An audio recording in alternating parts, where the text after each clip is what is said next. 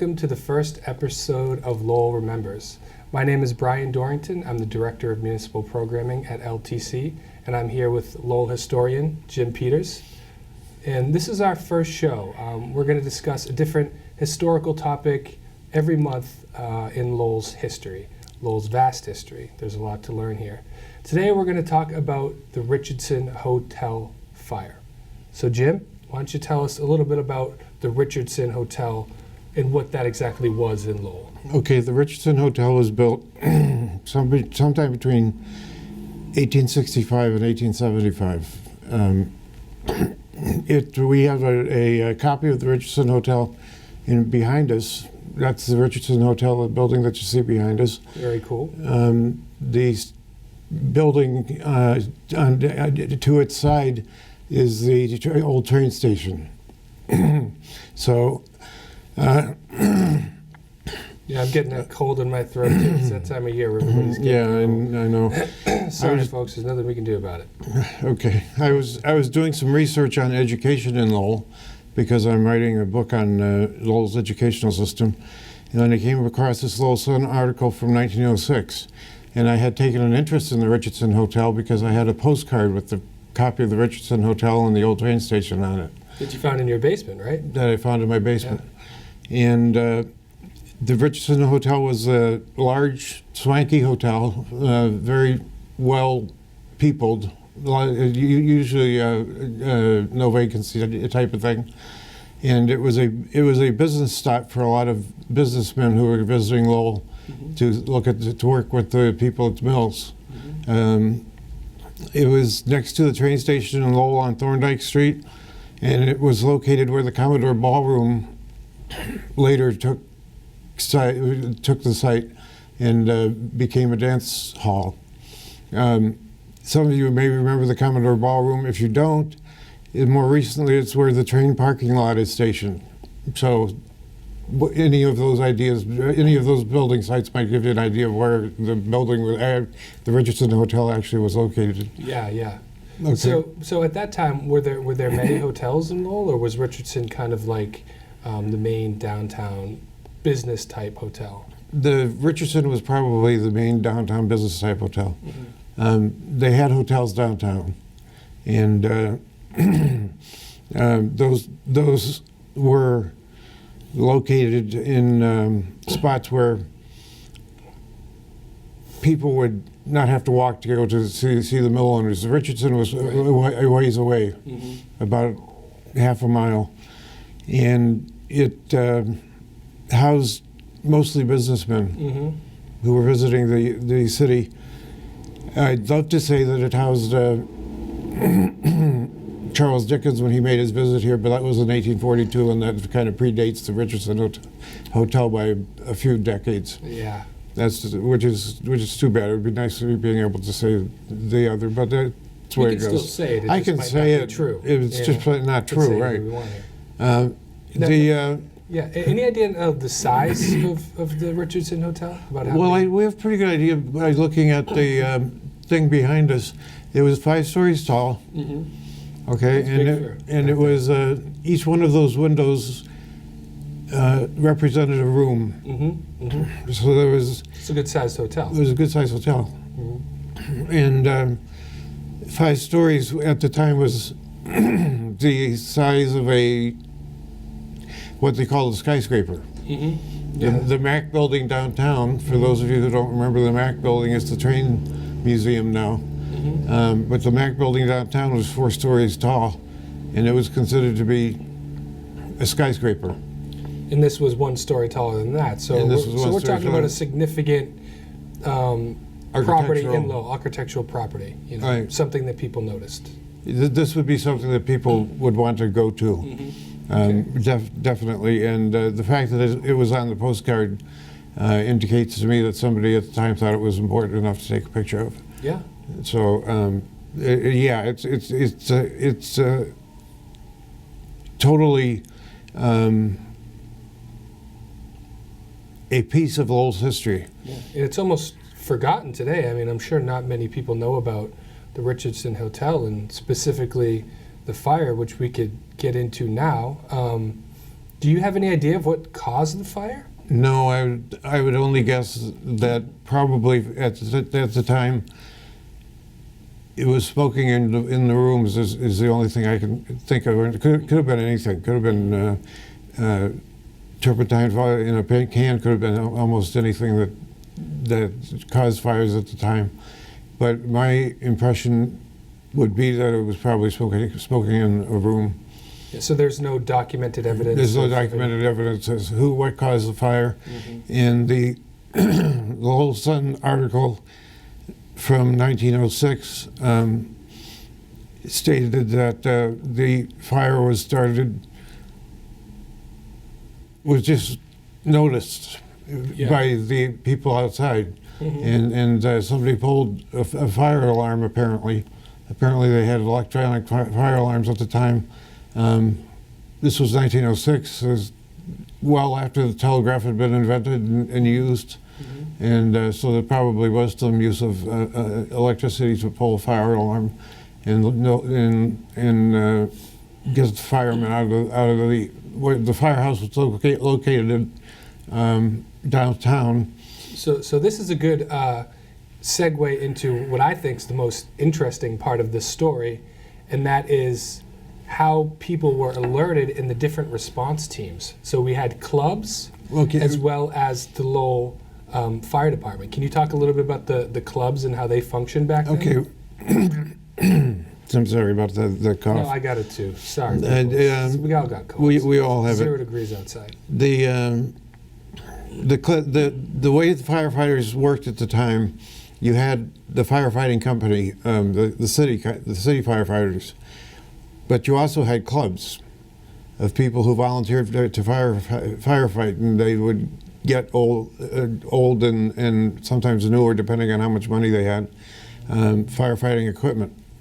The thing that was in at the time is something that we're going to show in a picture, and it's a picture of a horse-drawn wagon rushing to a fire. Mm-hmm. And the steam from the fire, from the boiling water that was going to be forced through the hoses into the fire area, the area on fire, the steam came out of the bellows and out of the furnace on the wagon that the firefighter was driving. Mm-hmm. And it's an extremely interesting picture, which should have we have shown on this story so far. Yeah.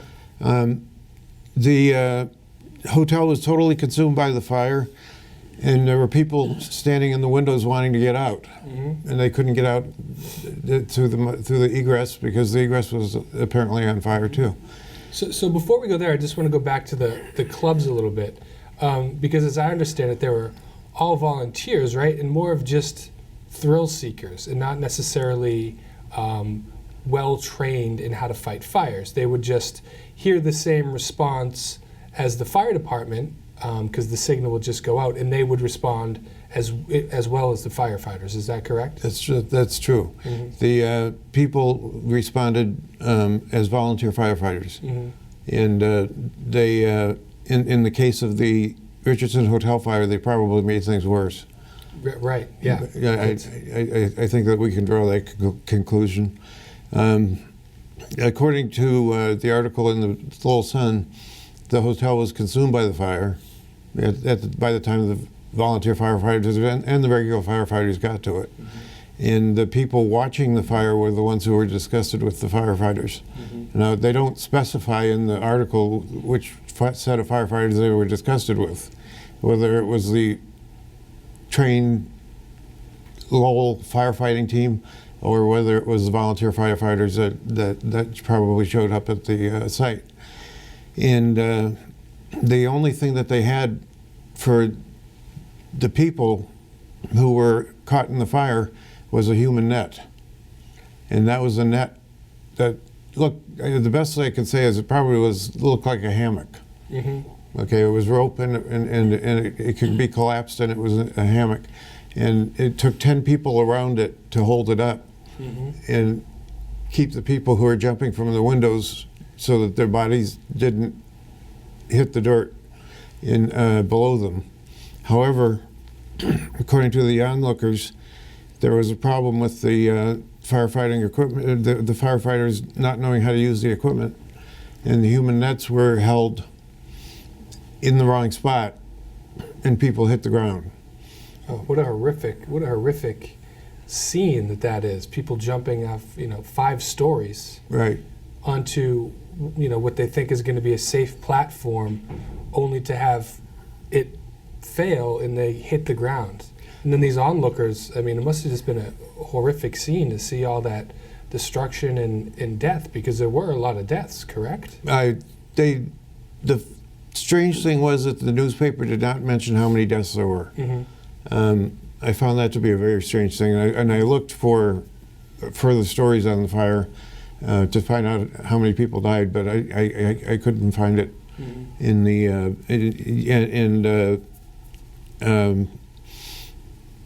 there is no information at the cemeteries about how many people died in the fire or anything like that.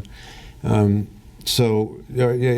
the hospital that they had at the time was a corporation hospital, where St. Joseph's Hospital used to stand, and the UMass Lowell Crossing is now. Okay. That building.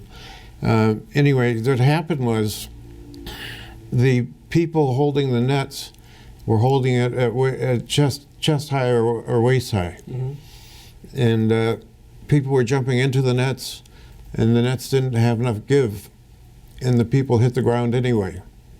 So they weren't missing the nets; they were actually landing on the nets. But there just wasn't enough pull for them to just bounce right up or something. Because if you're holding something from here, you're not getting as much leverage, of course, as if you would here. Your lower body's involved more, your shoulders.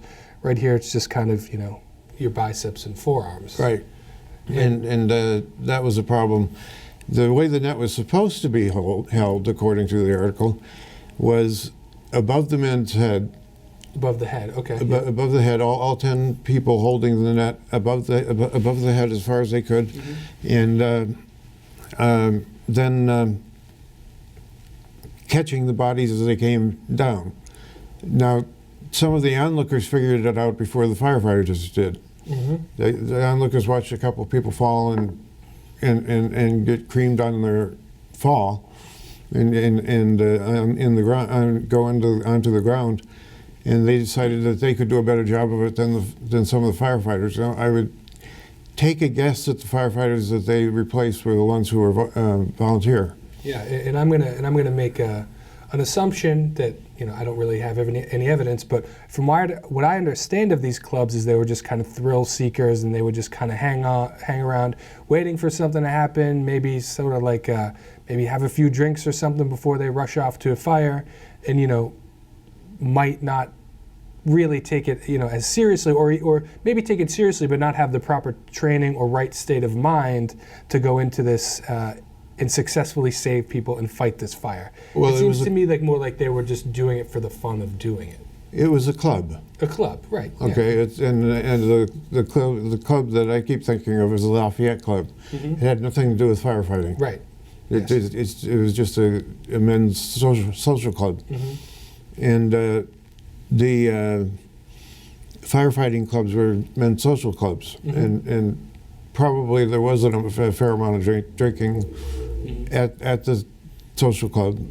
And then if a fire happened, they would all jump onto their horses and onto the wagon, their wagon, whatever they had for fighting fires with, and they had everything from buckets filled with water to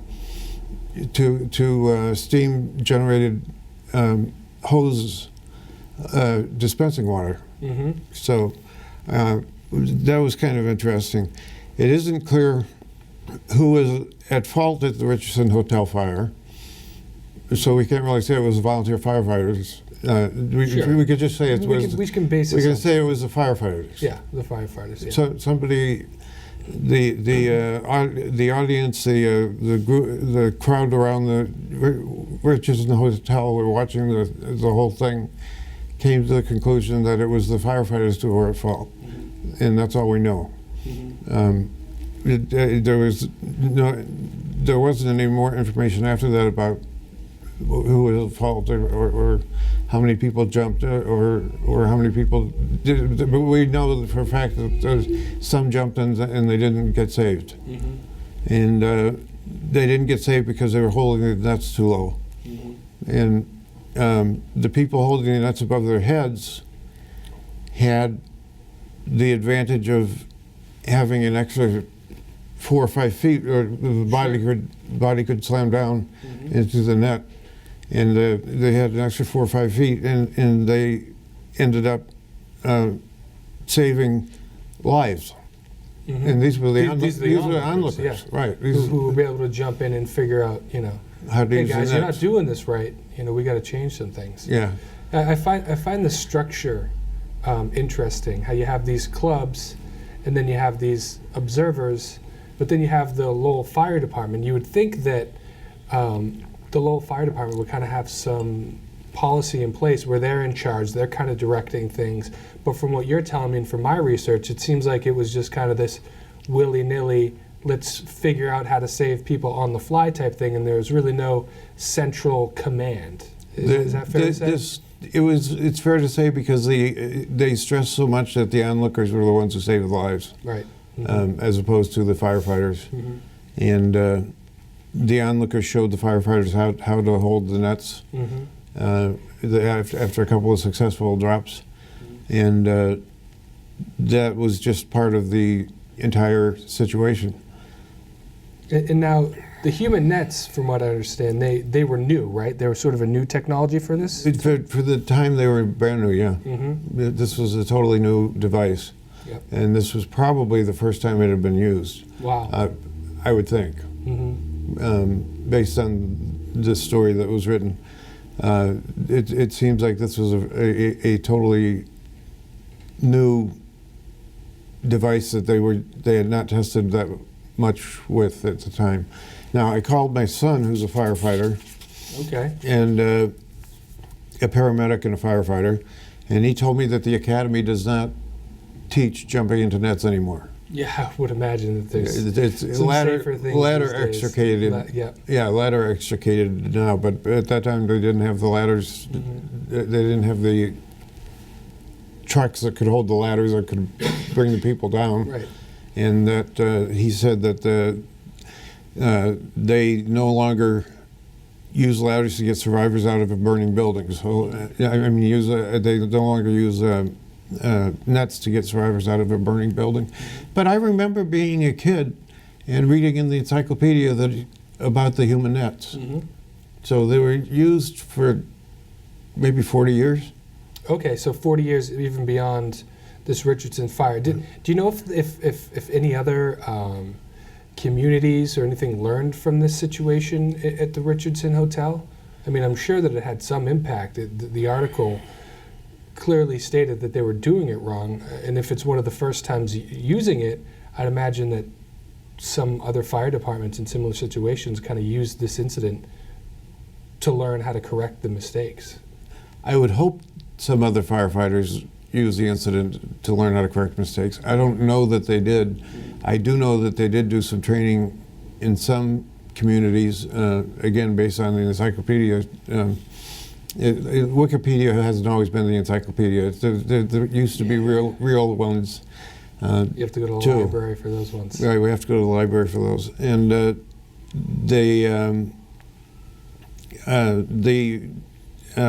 encyclopedia stated that they tested the human nets quite a bit with regular firefighters. So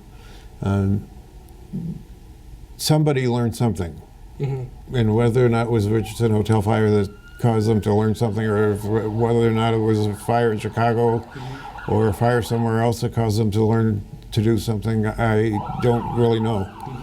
I just know that the Richardson Hotel fire was considered by onlookers to be a mess, and a lot of people lost their lives that day. Mm-hmm. So the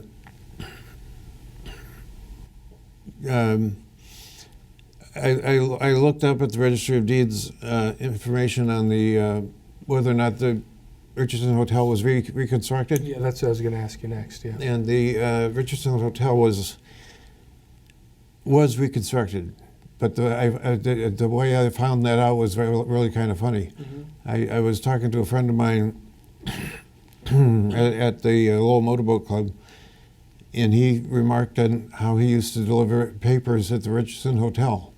Wow. So he is older, so that makes it. But he wasn't around born in the 1906. 1730s. No, he was he born in wasn't. 1906. No, yeah. he wasn't born in 1906. Yeah, yeah. He was born later than that, and he delivered newspapers to the Richardson Hotel when he was a kid, and the Richardson Hotel was eventually demolished, and the Commodore Ballroom was built instead. Wow. So they rebuilt right on the same spot, the same location. Right. Mm. Wow, that's interesting. So you can't see. There was an elevation to the Commodore Ballroom, and it was on top of a hill, a little hill, and there is no elevation to the Richardson Hotel, as we can see from the picture. Mm-hmm. It's designed to be at the same height as the train station. Mm-hmm. So, anyway, the biggest problem was broken limbs or death, and the onlookers watched the entire drill, Mm-hmm. and supposedly went home for dinner, but I don't think they ate too well that night. Mm-hmm. And when a body hit the nets, the force of the weight falling on the nets made the nets at waist level, as I said, useless. Mm-hmm. And because the body, in fact, actually hit the ground. So that's really the story here. It seems like. I mean, sure, the fire was a big thing, in history, a hotel burning down, a significant hotel, but the amount of deaths in the, I guess, grotesque way, and the people were hitting the grounds, and the failure of the human nets. That's really where the story goes wrong. Right. Because it seems like had this happened and they had new technology, it seems like people were able to get to the windows to be able to get out to escape. So that there was access to actually get out, but it was not the access that caused it. It was the failure in the equipment. And had there been ladders or something as there were today, I mean, none of this would have happened. You would have been able to get the people out of the windows. Get the people out. As I said, each window on the, except for the fifth floor, but basically each window on the bottom 4 floors indicated a room. Mm-hmm. And so the Richardson Hotel had many rooms. So there were a lot of guests there. Wow. And I find it very strange that the Lowell Sun didn't mention how many deaths there were. Mm-hmm. I read the article a couple of times and looked forward to see if there were back articles about the future of the hotel. Mm-hmm. And I couldn't find anything that stated that the hotel was in bad shape, in good shape. I don't know what the status of the hotel was, but based on what my friend said when he was delivering papers, it was still an attractive hotel. Well, if there's any viewers at home that might know of a number of deaths or know anything else about the Richardson Hotel fire, feel free to contact us. We'd love to learn more about it. So we just have a couple minutes left. Jim, is there anything else you want to say in closing? Well, on one show that I do, they always say, tell the telephone number 3 times, so I'm going to tell the telephone number 3 times. Go ahead, give it 3 times. Okay, if you have some information on the Richardson Hotel fire that we could use and broadcast on another show, I'd like you to call me at 978-453-5932. That's 978-453-5932. Again, that's 978-453-5932. And I think that pretty much covers the Richardson It pretty Hotel. much covers it. Also, if you want to make that phone call and you have any ideas for future topics you'd like for us to cover, we can do that. Our next show is actually going to be on John Glenn's trip to Lowell in 1984. Some of you might not even know about that trip. Well, Jim, it was a pleasure doing Okay, the well, show thank with you very much. Yeah, thank you very much. Thank you all at home, and we'll see you next time at Lowell Remembers. Thanks.